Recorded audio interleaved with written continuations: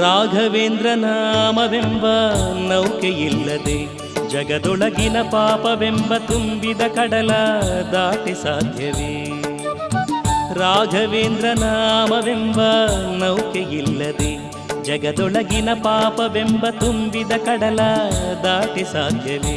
ಶ್ರೀ ಗುರು ರಾಘವೇಂದ್ರ ನಾಮವೆಂಬ ನೌಕೆಯಿಲ್ಲದೆ ಜಗದೊಳಗಿನ ಪಾಪವೆಂಬ ತುಂಬಿದ ಕಡಲ ದಾಟಿ ಸಾಧ್ಯವೇ? ಶ್ರೀ ಗುರು ರಾಘವೇಂದ್ರ ನಾಮವೆಂಬ ನೌಕೆಯಿಲ್ಲದೆ ಜಗದೊಳಗಿನ ಪಾಪವೆಂಬ ತುಂಬಿದ ಕಡಲ ದಾಟಿ ಸಾಧ್ಯವೇ?